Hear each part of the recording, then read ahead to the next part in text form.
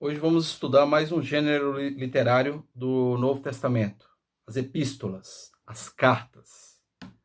Essas cartas que foram escritas para serem lidas em assembleia. Geralmente o estilo é uma carta para ser lida em comunidade. Lembrando, a Bíblia ela é escrita para a comunidade. Nunca foi escrita para ser lida individualmente, no meu eu, no meu ego, sempre para ser discernido na igreja. O que o Espírito diz à igreja. Então, esse era o objetivo das cartas. A carta geralmente era uma carta circular. Passava de comunidade em comunidade. Um leitor indo e lendo. A gente vê isso em Apocalipse, que embora o gênero predominante seja Apocalipse, por isso deu o nome ao livro, mas tem também cartas, né? As famosas cartas do Apocalipse. Então, esse é o gênero. Cartas, que como eu disse, aparece também no livro de Apocalipse, mas aparece principalmente em Paulo e nas chamadas cartas católicas. Então nós podemos dizer que existem dois grupos de cartas no Novo Testamento. As cartas paulinas, e aí depois começa uma discussão, que se Deus quiser em abril a gente vai fazer um curso só sobre as cartas paulinas, e vamos ver aquelas discussões sobre o que é paulino, o que é dos discípulos de Paulo, né? O que realmente tem assinatura paulina. Bom, vamos ver isso com calma depois. Mas por hora, basta a gente imaginar e saber que existem dois grupos: cartas católicas e cartas paulinas. As católicas, porque são aquelas cartas destinadas a toda a comunidade, ao universal, né? A todo o mundo conhecido da época. Então nós temos as cartas de Pedro, primeira e segunda, as três de João, a carta de Judas e a carta de Tiago. Essas cartas fazem parte das famosas cartas católicas. E o outro grupo, cartas paulinas. Agora, o que define uma carta? Eu posso olhar e falar, olha, isso aqui faz parte do gênero literário cartas, ou epístola. Seria uma forma introdutória, uma ação de graças, um corpo ou mensagem e uma forma conclusiva, né? Para um destinatário, né? Um remetente, mas principalmente esses elementos que eu falei. Uma forma introdutória, uma ação de graças, um corpo ou mensagem e uma forma conclusiva. Quando não encontramos isso, não colocamos como parte do gênero cartas. É o que acontece, por exemplo, com a primeira de João, né? Embora aqui a gente está dizendo que faz parte das cartas católicas, mas a gente vai ver que quando começa o estudo mais aprofundado, a gente duvida um pouco que seja carta, mas por hora vamos deixar nesse bloco de cartas católicas, cartas joaninas, né? E é o que acontece principalmente com Hebreus. Esse sim foi tirado do bloco de cartas, é um sermão, né? Tem uma estrutura própria, uma temática lá no capítulo 8, né? Esse é o tema da nossa exposição. Jesus é o sumo sacerdote. Esse é o gênero sermão, que é próprio de Hebreus. Mas as cartas não, as cartas têm que ter forma introdutória, ação de graça, corpo ou mensagem e forma conclusiva.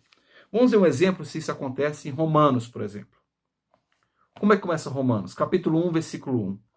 Paulo, servo de Jesus Cristo, ele se apresentando, dizendo quem ele é, escolhido para ser apóstolo, reservado para anunciar o evangelho, começa a dizer que evangelho é, né? E aí lá no versículo 7, a todos os que estão em Roma, destinatário, remetente, falou quem é, agora o destinatário, queridos de Deus, essa é a forma introdutória, onde se apresenta o remetente e o destinatário, com os seus títulos, né? Um título de apóstolo, que Paulo sempre evoca. E aí vem a saudação que a gente dizia, né? A ação de graças. A vós, graça e paz da parte de Deus, nosso Pai, e da parte do Senhor Jesus Cristo. Esse é Paulo. Essas são as cartas. Essa é a forma de introduzir uma carta.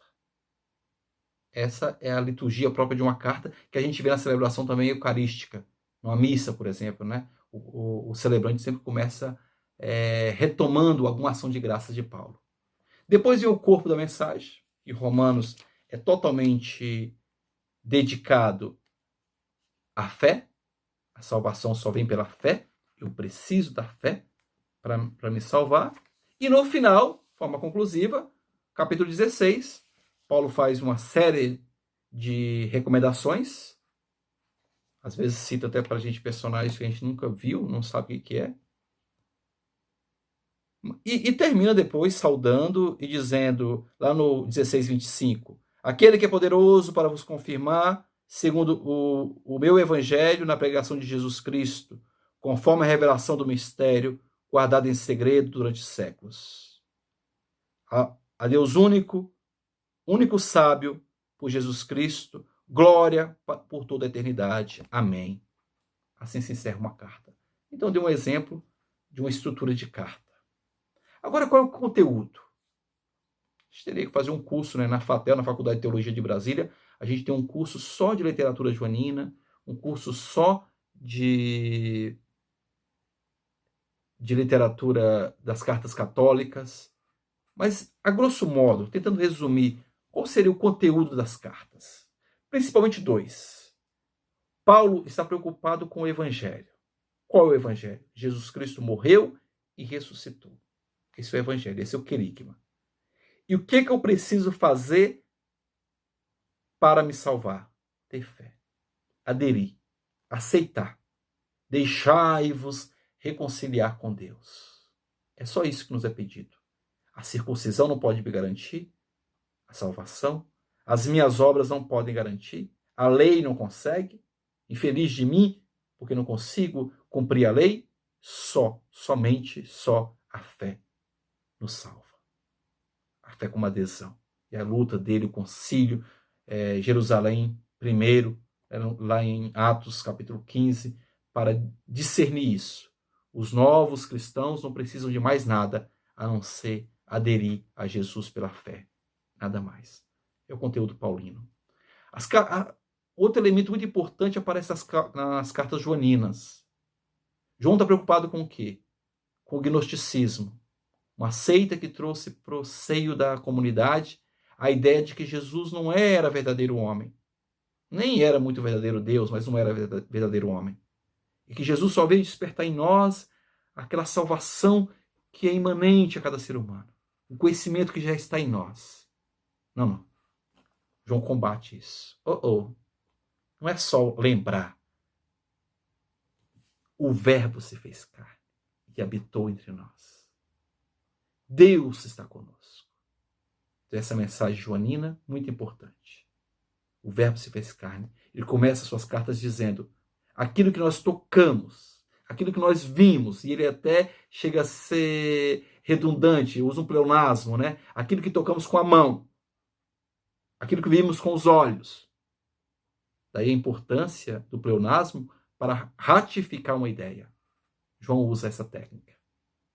O Verbo se fez carne. E o cristianismo é totalmente diferente de cumprir normas. Eu fazer para conseguir algo. Pelo contrário. É o Verbo que faz em mim. É o Deus encarnado que age em mim. Toda a teologia joanina poderia ser resumida no capítulo 7, quando ele diz, né? Aquele que crê em mim, do seu rio jorrará, do seu peito jorrará um rio de água viva.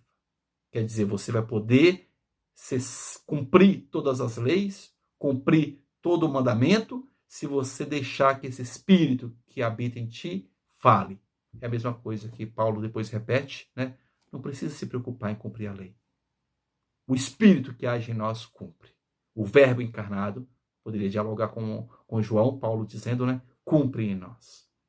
E por fim, Tiago, quando aparentemente parece que ele contradiz Paulo, ao dizer, não basta a fé, nós precisamos das obras, mas Tiago não está contradizendo nada, não.